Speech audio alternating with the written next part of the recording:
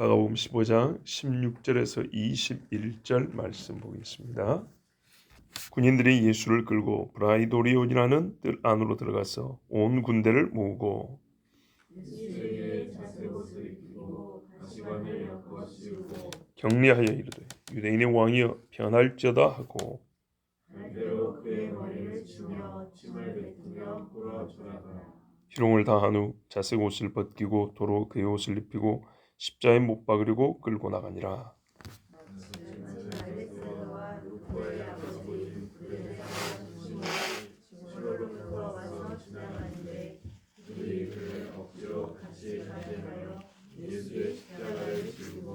아멘. 빌라도는 예수님을 뭐랄까요? 완전히 포기한 건 아니었습니다.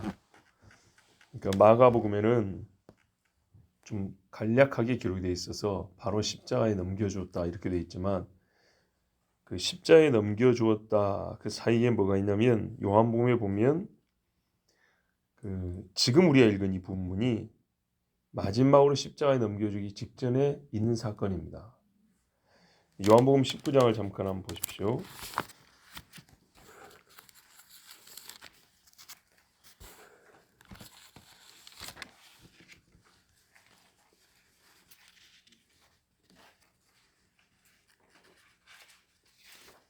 자, 요한복음 19장 1절에서 5절을 보면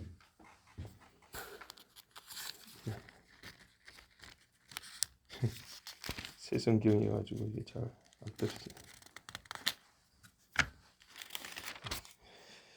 이에 빌라도가 예수를 데려다가 채찍질하더라. 군인들이 가시나무로 관을 엮어 그의 머리에 씌우고 자색옷을 입히고 앞에 가서 이르되 유대인의 왕이여 평안할지어다 하며 손으로 때리더라.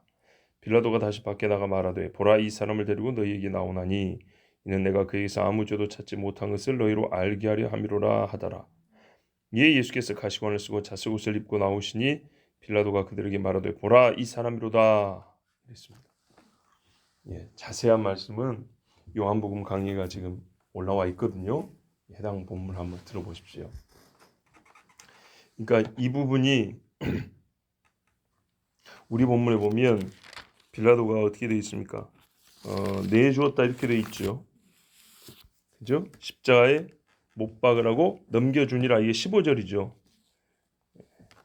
그런데 이제 십자가에 완전히 넘겨주기 전에 오늘 이 사건이 있었던 겁니다. 그러니까 제가 얼마 전에 말씀드린 대로 실제 있었던 순서와 기록을 할 때 배열을 어떻게 하느냐의 문제인데 실제 순서는 사람들이 막 예수님을 잡아 죽이라고 이제 십자가 못 박을 하니까 마지막 한 수를 던진 거예요. 사람을 아주 흉측하게 몰골을 상하게 하고 고통스럽게 이렇게 한 후에 그 모습을 보여주면 유대인들이 적어도 양심의 찔림을 받아서 예수님 죽이란 말을 안 할 줄 알고 그래서 이제 예수님을 채찍으로 때리고 아주 군인들에게 말하기에 로마 군병들의 성정에 맞게 예수님을 대하도록 그렇게 했던 겁니다. 자, 그래서 이렇게 하고 나니까 예수님이 너무 얼굴이 상했어요. 그 상한 모습을 갖고 유대인들 앞에 서게 했어요. 그런데 유대인들이 이때에도 하는 말이 저 사람은 죽여야 한다. 그러면서 요한복음 19장 6절 이하에 보면 역시 대제사장의 선동에 따라서 크게 소리칩니다. 채찍이 얼마나 끔찍한 형벌인지 여러분 아시죠? 많이 들어보셨죠? 온몸이 밭고랑을 간 것처럼 찢어져 있는 상태에 겨우 서 있는 그런 상태인데도 불구하고 예수님이 무슨 죽일 죄를 지었다고 죽여라 죽여라 소리를 쳤습니다. 그래서 빌라도가 할 수 없이 안 되겠구나 해서 그럼 너희들 뜻대로 해라 하고 넘겨줍니다. 자, 그게 최종적으로 15절 끝부분에 있었던 이야기고요. 그 사이에 있었던 일이 16절에서 20절 사이에 있습니다. 그리고 20절 끝부분에 십자에 못 박으려고 끌고 나가니라 이렇게 돼 있죠. 백성들 앞에 설 때에도 자색 옷을 입혔거든요. 근데 예수님의 본래 옷을 입혔다는 말은 백성들 앞에 끌고 나온 다음에 다시 예수님의 본래 옷을 입히고 십자가에 끌고 왔습니다. 그러니까는 십자가에 못 박게 넘겨주니라와 20절에 십자가에 못 박으러 끌고 가니라 이 사이에 요 일이 있었던 건 맞는데 이 일이 있고 바로 십자가에 끌고 간 게 아니라 백성들한테 한번 보였다. 백성들 한번 보였다 이 말입니다. 그런데도 불구하고 사람들이 여전히 예수 죽이라고 소리치니까 할 수 없이 그대로 끌고 가게 했다는 말씀입니다. 자, 군인들이 예수를 끌고 이제 어간에 있었던 일입니다. 프라이토리움이라는 관저 안으로 끌고 왔습니다. 빌라도 총독 앞에 그러니까 하나의 뭡니까 이제 뜰이 있죠. 하나의 관사 같은 게 있고 행정기관이 있고 거기 뜰이 있는데 그리 데려갔습니다. 그리고 예수님을 끌고 간 군인들이 거기에 주둔해 있는 군대를 모았습니다. 군대. 그러니까 몇 사람이 희롱한 게 아니고요. 수백 명이 예수님을 가운데 놓고 이 짓을 한 겁니다. 군대니까. 특별히 6월절 같은 절기에는 이스라엘의 치안 유지하려고 예루살렘 밖에 있는 군부대들까지 많이 집결을 한단 말이죠. 그러면 그 수가 뭐 항상 똑같지는 않겠지만 하여튼 최소 단위가 수백 명입니다. 그래서 이 사람들이 야 예수 유대인의 왕 그래 어디 한번 보자 하면서 몰려들었고 그 전부터 죄수들을 희롱하고 모욕하는 그런 못된 행실을 해왔는데 한편 그것이 또 이 사형을 집행하는 군인들이 하는 일이에요. 사형수에 걸맞는 수치를 주는 거죠. 너는 죽어 마땅한 놈이라는 것을 죽기 전에 아주 그냥 온몸에 새겨주는 거죠. 이것을 예수님께 한 겁니다. 그런데 죄명이 뭐냐 했더니 유대인의 왕이라는 거예요. 대제사장의 종들 보세요. 대제사장의 종들은 뭐라고 예수님을 놀렸냐면 때리면서 선지자여 누가 때렸는고 이렇게 놀렸어요. 선지자 노릇하라고. 저가 남은 구원하였으되 자기는 구원하지 못하는데 하면서 구원자로서 예수님을 놀렸어요. 근데 고발한 죄명이 뭡니까? 차칭 유대인의 왕이라는 거예요. 그래서 가이사 외에는 우리의 왕이 없는데 야 이게 대제사장이 할 소리입니까? 여호와 외에는 우리의 왕이 없다 해야 되는데 이 사람들이 예수 지고 싶으니까 세상 왕에 금방 엎드려 버립니다.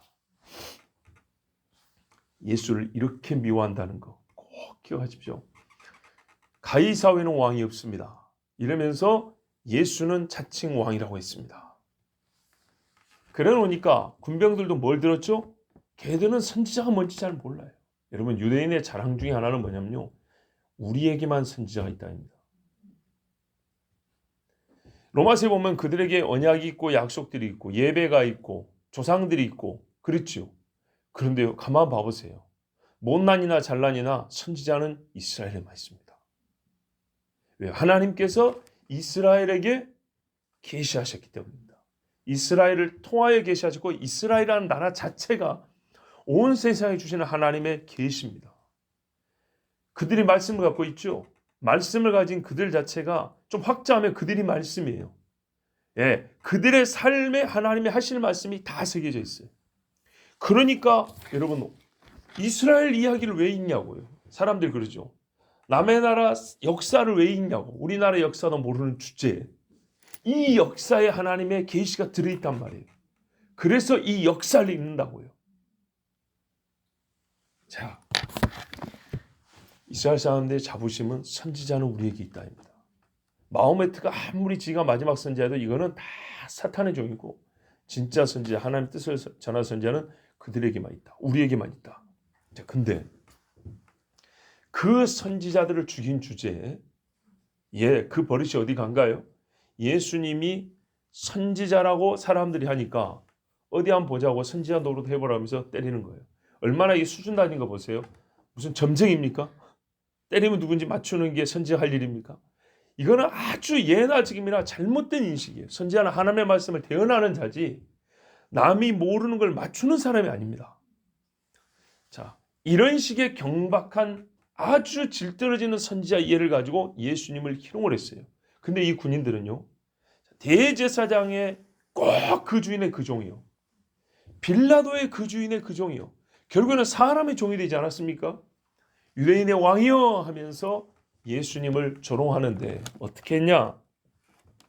자색 옷을 입혔답니다. 여러분, 자색 옷은 예나 지금이나 비싼 옷입니다. 왕들이나 귀인들이 입는다는 옷입니다. 색상 자체가 그러니까 존귀함을 나타난다기보다는 워낙에 희귀해서 비싸서 이 옷을 입은 사람이 존귀하게 이제 된 겁니다. 왕이다 하니까 어디서 이럴 수 있죠. 이 군인들이 어디서 이런 옷을 가져오겠어요? 아마 다른 사형수가 입었던 옷일 가능성이 큽니다. 왜요? 얘네들은 옷을 제비 뽑는 버릇이 있잖아요. 그죠? 빌라도가 이거 하라고 줬겠어요? 그건 아니죠. 자기들이 갖고 있던 겁니다. 보급품이 아닌 이상 남의 거 뺏은 겁니다. 그걸 가져와서 예수 앞에 입혔어요. 그리고 왕이라고 했으니까 거기에 걸맞는 나름대로 옷을 입힌다는 거예요. 높여주려고요? 놀리려고. 그 다음에요. 뭐 했습니까? 왕이여, 가시관을 엮으셨죠. 면류관은 왕의 영광 아닙니까? 머리가 깨질 것 같아도 무거운 면류관을 써야 하고, 눈이 부셔도 빛나는 금으로 된 걸 써야 하고, 어떤 사람 뭐 한 달란트가 되는 면류관, 왕관이 있었다 그러잖아요.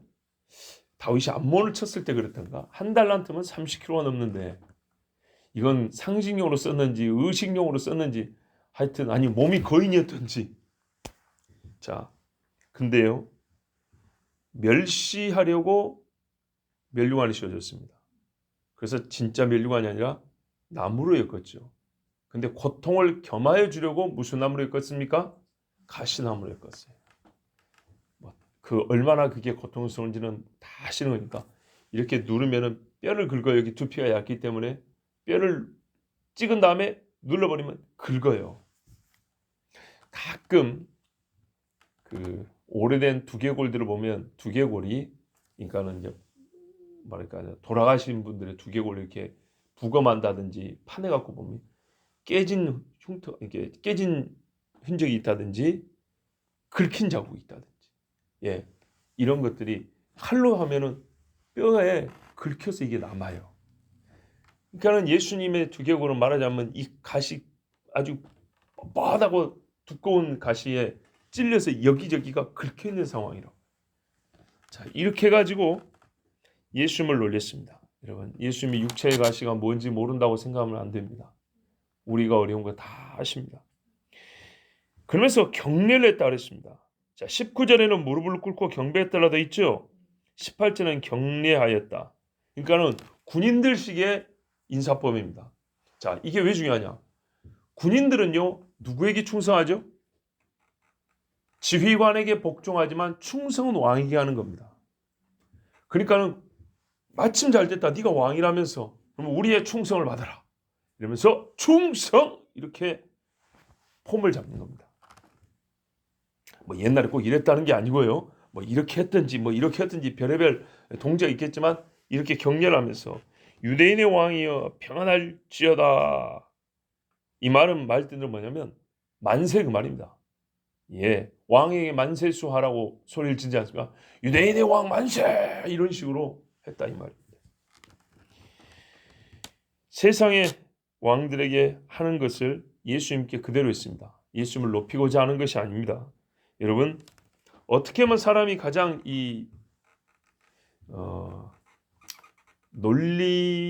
사람을 놀리거나 낮추려 할 때 어떻게 하면 최고로 낮춰지냐면요. 본래 높은 사람을 낮추려면 그 높은 것을 가지고 장난질을 해버리면 낮춰집니다. 그러니까는 예수님이 왕이라 그랬잖아요. 참 왕이잖아요. 근데 거지 얘기하듯이 한다고 해서 낮춰지는 게 아니에요. 내가 왕이 돼 나를 거지 대접해 이런다고 낮춰진 게 아니라 왕이니까 왕에게 해당하는 것들을 주면서 그걸 가지고 조롱을 할 때 정말 낮춰지는 겁니다. 갈대로 머리를 쳤다고 되어 있습니다. 자, 근데요, 갈대를 치기만 한 게 아니고 다른 복음서에 보면 갈대를 쥐어줬다 되어 있습니다. 홀입니다. 홀. 통치자의 통치권은 이 홀에 있습니다. 명예는 왕관에 있고 권세는 홀에 있습니다. 그래서 갈대를 대신 쥐어줬어요. 왕도를 해보라고. 그리고 그걸 다시 빼줬어요. 그래서 머리를 톡톡 쳤어요. 갈대니까 세게 칠 수는 없잖아요. 그죠? 그러나 갈대를 여러 겹으로 했으면은 바람 소리 나게 휙휙 하면서 머리를 친 겁니다. 요즘에 아이들 머리 손 못 대죠. 근데 왕을 가장 사람 몸에서 영광스러운 곳인 머리를 갈대로 칩니다. 로마 군인들이. 자, 한 사람이 하는 게 아니라 그랬어요. 어느 방에서 몇 사람이 하는 게 아닙니다. 큰 뜰에서 우리 식으로 하면 연병장이죠. 운동장 같은데 수백 명의 군인들이 모여가지고 크게 웃으면서 소리 지르면서 박수치면서 그 험악한 이빨을 드러내면서 웃는 애들이 가득한데 거기서 예수님이 이 모욕을 당하고 있는 겁니다. 침을 뱉었다 했습니다. 여러분, 침 뱉은 것 자체가 말할 수 없는 참 모욕적인 행위죠. 완전히 자존심을 무너뜨린 거죠. 그런데요, 이건 또 다른 의미가 있습니다. 지금 계속 왕이라고 하고 있지 않습니까? 왕에게 충성의 표시는 뭘 하냐면 입을 맞춥니다. 손이나 발에 입을 맞춥니다. 그것을 대신해서 침을 뱉어버린 겁니다. 얼마나 악랄한 짓입니까? 그리고 무릎을 꿇고 경배했다. 여러분, 내가 누구에게 무릎을 꿇는데 그 상대에게 침을 뱉는 놈이 있습니까?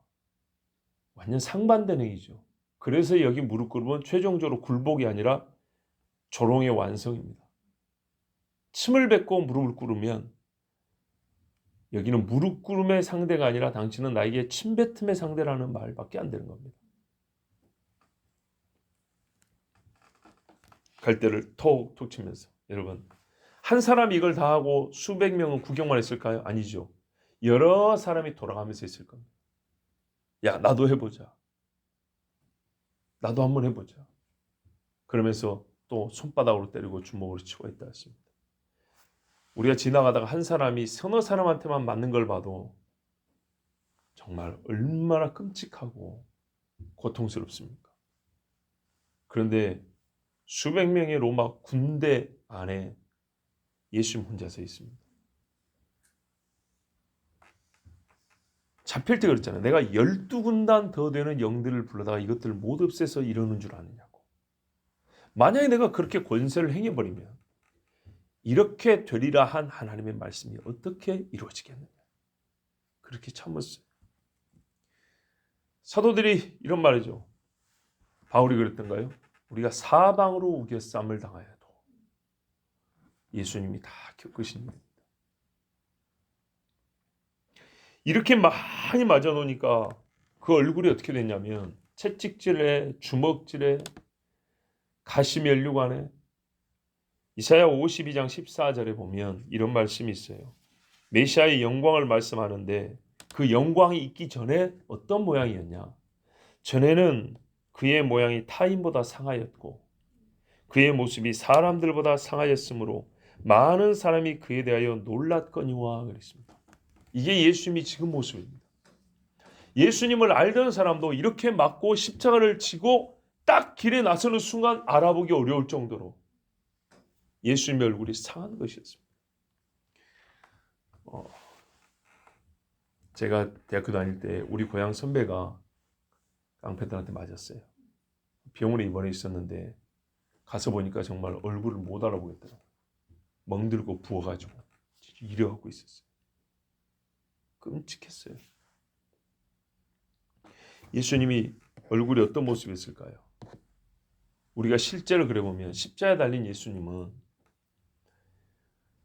너무 뼈만 앙상하게 그린 것은 평상시에 영양실조 걸린 사람이고 예수님은 그렇게 뼈만 앙상하진 않았습니다. 건장한 체경은 아니어도 뼈만 앙상한 분은 아니었습니다. 그런데요, 얼굴은 마치 천하장사 얼굴만 치니 이렇게 부어 있었을 겁니다.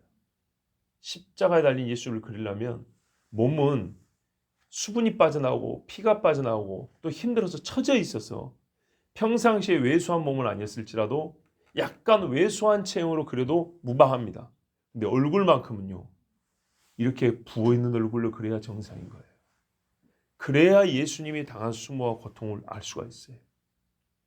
눈이 떠졌겠습니까? 말을 똑바로 할 수 있었겠습니까? 내가 진실로 너에게 이르는 오늘 네가 나와 함께 낙원에 있으리라. 얼마나 말하기 어렵겠습니까? 숨쉬기가 어려워요. 숨쉬기가. 여러 번 묘사해드렸죠. 발뒤꿈치, 복숭아뼈부터 발뒤꿈치 뼈를 뚫어놨기 때문에 또 이렇게 해가지고 있어서 횡격막이 이게 압박을 받아서 숨을 못 쉬어. 이러고 숨 못 쉰다. 그래서 이걸 힘을 주고 다리를 들어 올려야 돼요. 억지로. 그래야 이렇게 숨을 쉬는 거예요. 겨우겨우 숨을 이어갑니다. 근데 그 중에 말을 한마디를 하면 진짜 온 힘을 다 째내야 돼. 거기다가 얼굴이 이렇게 부었고 이가 잇몸도 뭐 있죠. 이빨도 빠져있고 흔들흔들하죠. 예? 혓바닥이나 입이나 피가 고여가지고 말할 때마다 핏물이 질질 흐르죠. 가상치는 낭만적으로 읽으면 안 돼. 누가 십자렇게 낭만적으로 영상이나 틀어놓고 감동받지 말고 여러분 말씀을 통해서 예수님의 모습을 그려보세요. 예? 남이 만든 영상이 아니라 글러주신 말씀을 통해서 자세히 보면 실제를 생각해 보면 예수님의 몰골은 끔찍한 거예요. 이렇게 부어있어요. 눈이 시퍼렇게 꼈고 앞이 보이지도 않아요. 겨우 요한을 알아볼 수 있어요. 겨우 보라 네 어머니라. 그래서 사람들이 뭐라 그래요? 깜짝 놀랐대요. 이사야가 말하잖아요. 사람들이 놀래 자빠져요. 마리아의 심정이 뭐라 했어요? 시몬이 나중에는 칼로 네 심장을 도려내는 것처럼 네가 아프리라 그랬어요.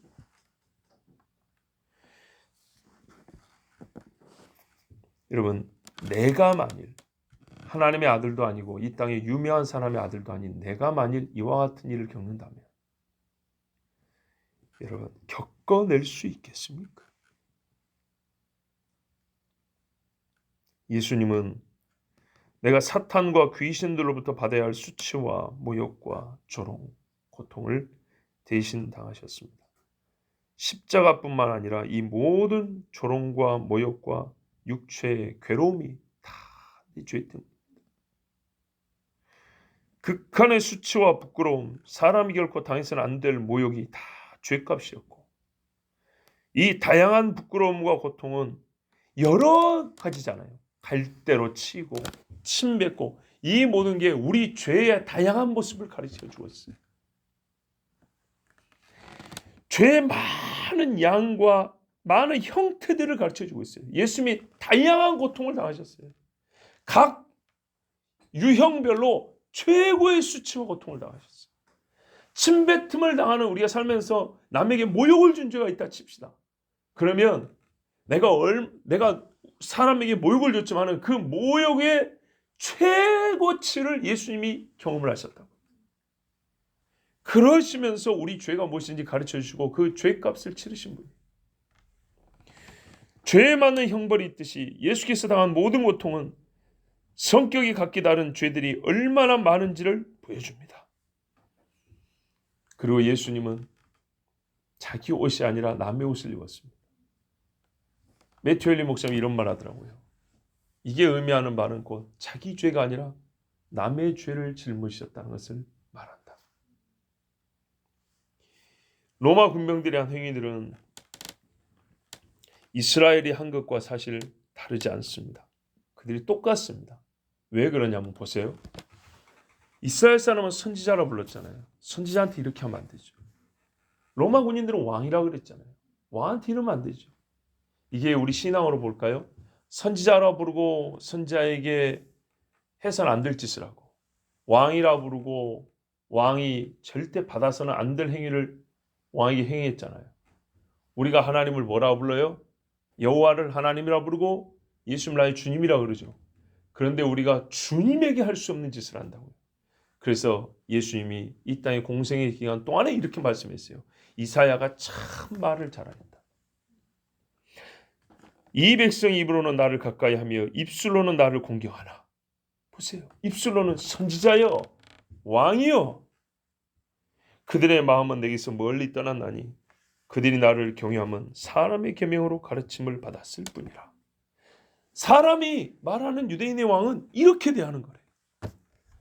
이스라엘의 종교 지도자는 많은 선지자는 이렇게 대해도 되는 거래요. 그러니까 어떻게 해요? 그 아랫사람들이 그 말대로 행하잖아요. 여러분 입술로만 주를 가까이 하며 마음은 주로부터 먼 자는 꼭 이와 같이 주님께 행합니다. 희롱을 다한 후에 보세요. 로마 군인이 부대 단위로 예수님께 한 일은 희롱, 조롱이라고 했습니다. 이런 행위를 조롱하였다고 하는 것입니다. 가장 높은 자를 가장 낮은 자로 여기고 가장 높은 자를 섬기는 척 행하는 일이 최악의 조롱입니다. 다른 죄인들은 예수님과 같은 조롱을 당하지 않았습니다. 이 정도까지 당하지 않았습니다. 당할 수도 없죠. 왜? 걔들은 진짜 죄인입니까? 오직 자기 죄값을 치르기 위해 골고다로 향했습니다. 그런데 예수님은 죄가 없는데 그들이 당하지 않은 조롱을 더하여 받고 십자가를 지게 됐습니다. 결국 십자가에 못 박으려고 예수님의 옷을 입히고 끌고 나갔습니다. 아까 말씀드린 대로 시간 순서로 보면 이렇게 해가지고 백성이 한 번 더 보입니다. 그러나 백성들은 아주 간악하게도 요한복음 19장 14절에서 16절을 보면 빌라도가 유대인들에게 이르되 보라 너희 왕이로다. 저희가 소리 지르되 없이 하소서 없이 하소서. 갈수록 말이 험악해집니다. 저를 없이 십자가에 못 박게 하소서. 빌라도가 가로되 내가 너희 왕을 십자가에 못 박으랴. 대제사장들이 대답하되 가이사회는 우리에게 왕이 없나이다. 하니 이에 예수를 십자가에 못 박히게 저희에게 넘겨주니라. 이렇게 해서 예수님이 이제 십자가를 지게 되셨습니다. 여러분 세상 사람들이 우리를 불쌍히 여기리라 기대하지 마십시오. 생각지도 못했던 사람이 주의 감동을 따라 우리를 도와줄 수는 있습니다. 그러나 우리가 처음부터 저 중에 누구는 우리를 도와주겠지 라는 이런 생각은 하지 마십시오. 낙심만 됩니다. 빌라도는 최고의 권력자였고요. 빌라도가 예수님에게 우호적이었고 예수님을 살릴 수 있었습니다. 그러나요. 세상의 흐름과 사람들의 말을 따라 예수님을 결국에는 그들에게 넘겨줬습니다.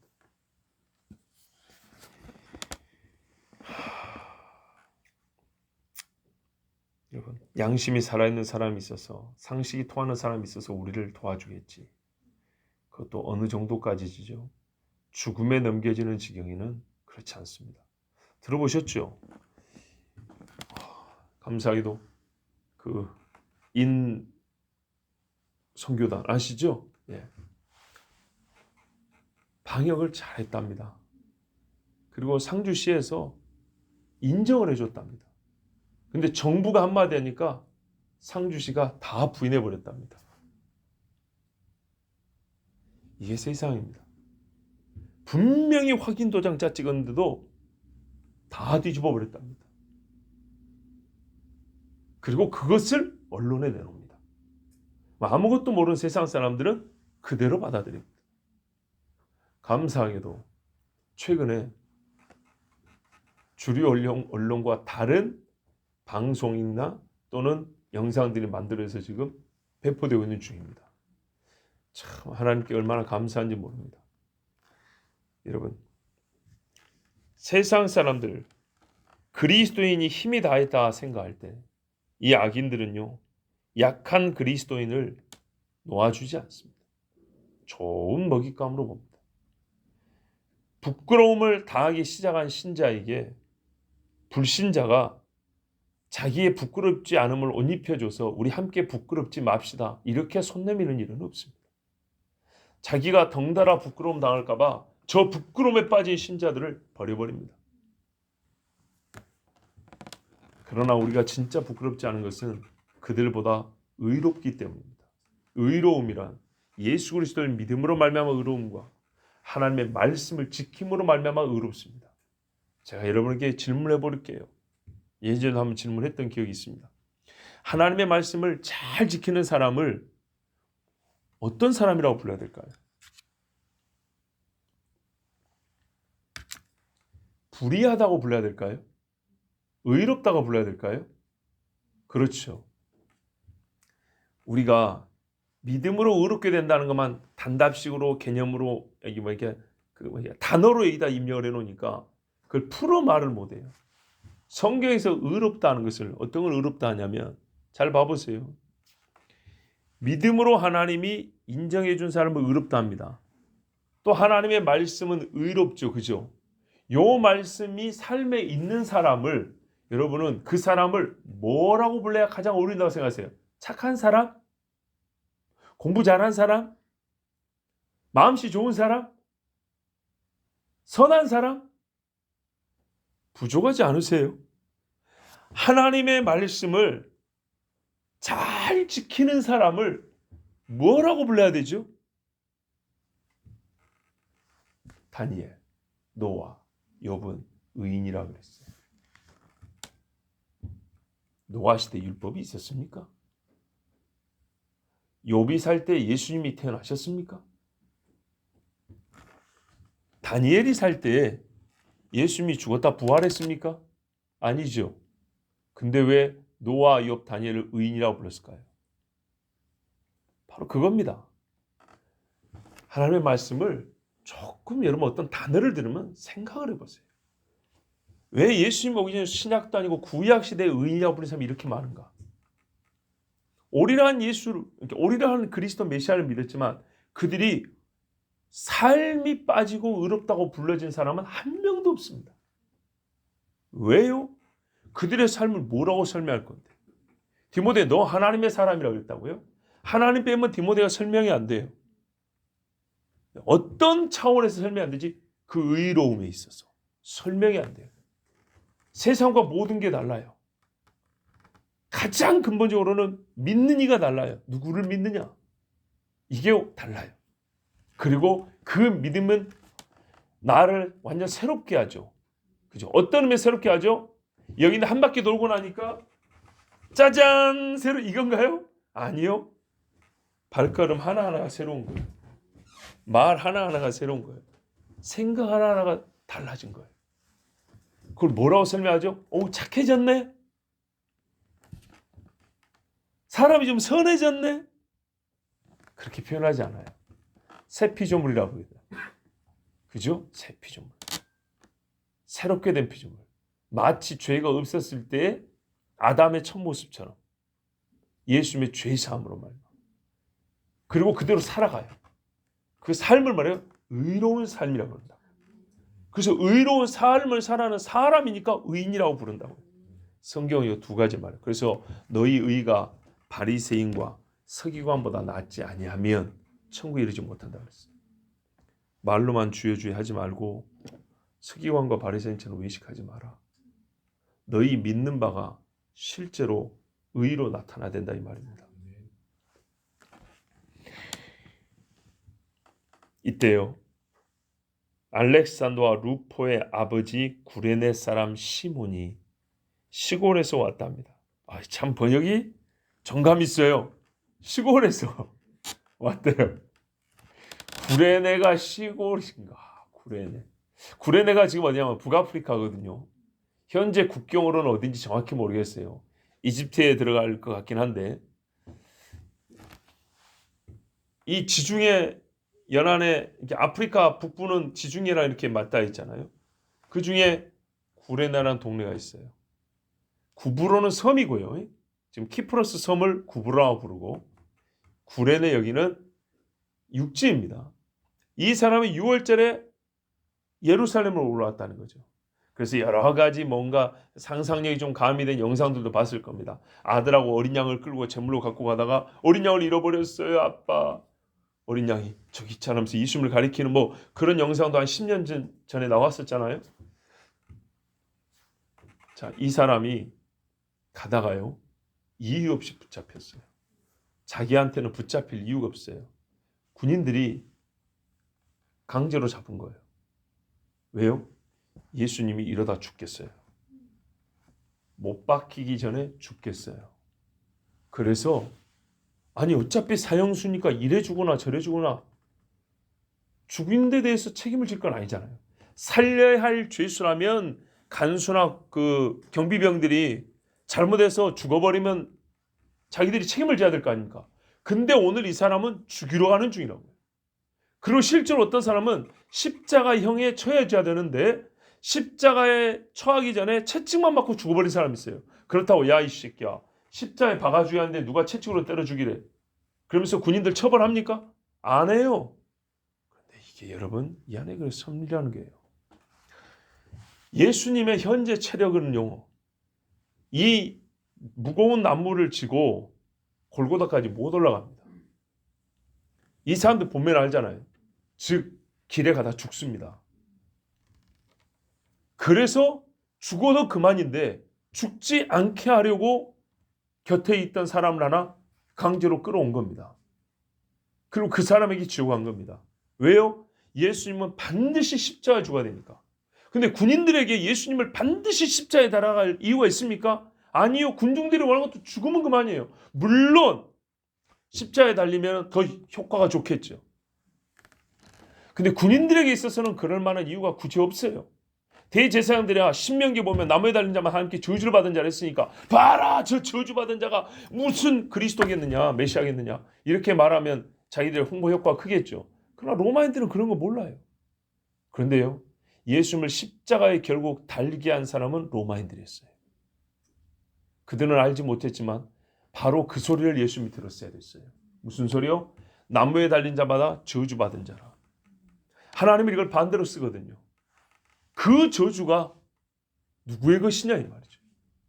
너희 저주를 그가 대신 짊어졌다는 것. 우리의 무엇을요? 우리의 죄? 죄가 왜요? 죄는 하나님께 저주에 해당이 되는 것이다. 그것을 짊어진 자가 저기 섰다 이 말입니다. 하나님은 우리의 대속 사명을 완전하게 하시려고 예수님을 십자가에 죽이셔야 됐고, 악인들은 똑같은 것을 예수는 메시아가 아니라고 말하고자 십자가에 반드시 죽이고 싶었어요. 그런데 양편의 생각이 이렇게 다른데 이때 당시 예수님의 몸 상태를 곁에 있는 로마 군병들 외에 유대인들은 잘 모릅니다. 그런데 로마인들은 굳이 예수님을 살려야 될 이유가 없기 때문에 내버려도 되는데 그들이 십자가에 달았다 이 말입니다. 그 말은 이들이 유대인의 압력이나 유대인의 요청에 의해서 그런 게 아니라 자기들도 모르게 예수님을 돕게 됐다 이 말이죠. 그 고통을 덜어주고 그리고 결국에는 십자가에 달았다 이 말이죠. 이걸 봤을 때는 하나님께서 역사하신 겁니다. 예. 그리고 이 구레네 사람 참 당시로서 이해가 됩니까? 그 나무에 뭐가 묻어 있어요? 흐르는 피가 있어. 나 유월절 지키러 왔다 이 말이죠. 만약 이 사람이 유대교인이라면. 그런데 사형수의 나무에 묻은 핏물이 내 몸에 따라 흘러요. 이번 유월절은 지나간 거예요, 그냥. 거기다가요. 지금은 오전이란 말이죠. 날이 좀 덥다 하면 피가 응고되는 것들이 있어요. 이제 어떻게 해요? 그런 거는 끈적끈적하죠. 예수님이 진 위치나 구레네 시몬이 진 위치나 비슷할 거 아닙니까? 채찍을 얼마나 맞았습니까? 그리고 예수님이 넘어지고 얼굴이 이래갖고 보이지도 않고 길은 험하지 오르막길이지. 그러니까는 온 이 나무통에 예수님의 피범벅이 되었고 있고 거기다가 말라가지고 끈적끈적한 피가 있고 피비린내가 나고 땀냄새 나고 그죠? 만약에 예수님 전에도 썼던 나무라면 이 길은 그냥 진짜 사망의 냄새가 진동하는 나무예요. 이거를 지고 간다니 얼마나 세상 말로 재수가 더럽게 없는 나라입니다. 그런데 이 사람이 이걸 할 수 없이 집니다. 근데 여러분, 여기서 제가 뭐 깊이 말할 건 없습니다. 옛날 우리 선배 목사들도 그랬어요. 억지로 진 십자가 복이었더냐 화였더냐? 복이었습니다. 알렉산더 루퍼의 어머니, 나의 어머니라. 바울이 나중에 이 구레네 시몬의 부인을 로마서 16장 13절에 언급을 합니다. 루퍼의 어머니고 나의 어머니라. 자, 이 집이 구원을 받습니다. 그래서 아까 말씀드렸던 매튜 헨리 목사님이 이런 말 했어요. 자, 400년 전 목사님 참 이 설교를 좋아하는데, 그래서 가끔 인용을 하는데, 그분이 이런 말 했어요. 우리가 살면서 전혀 생각지도 않을 때 짐이 주어지면, 그분의 표현을 좀 제가 바꾸면 구레네 시몬을 생각하라는 거예요.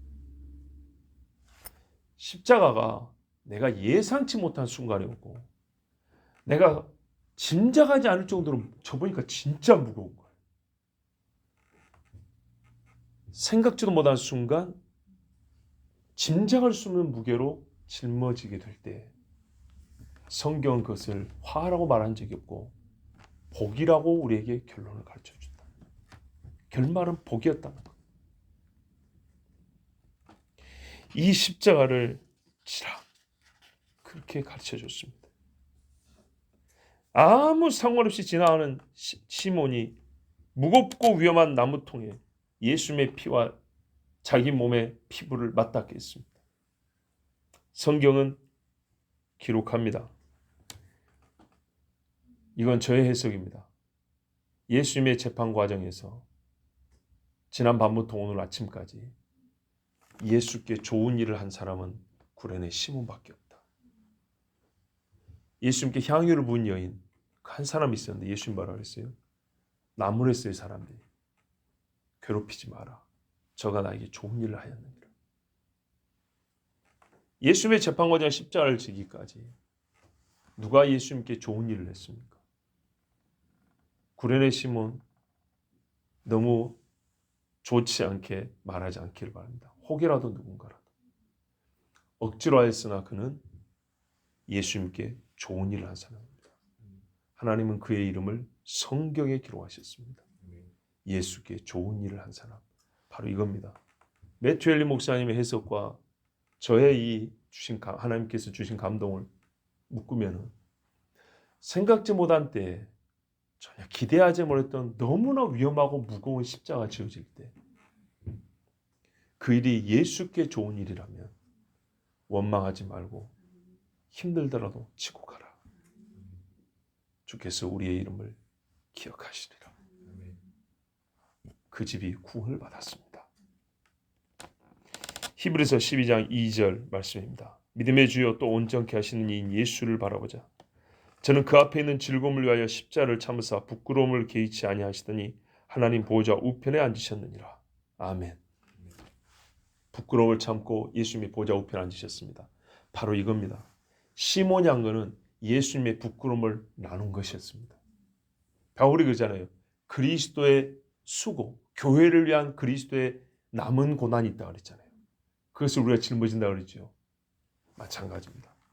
시몬은 예수님의 수치와 부끄러움을 나눠줬습니다. 그래서 하나님께서 그를 영광스러운 이름이 되게 하신 겁니다. 지고 싶지 않은 십자가, 예기치 못한 십자가. 여러분, 예수님을 위하여 이 십자가를 지십시오. 주께 좋은 일을 한 사람, 하나님께서 생명의 면류관을 주십니다. 영광의 이름으로 우리를 불러주실 줄로 믿습니다. 기도하겠습니다. 하나님 감사합니다. 오늘도 참 하나님께서 이 새벽에 우리를 부르시고 주께서 당하신 고난의 극히 작은 것을 우리가 이 새벽에 함께 나눌 수 있도록, 아니 나누는 것이 아니라 그 고난에 동참할 수 있도록 인도해 주셔서 감사합니다.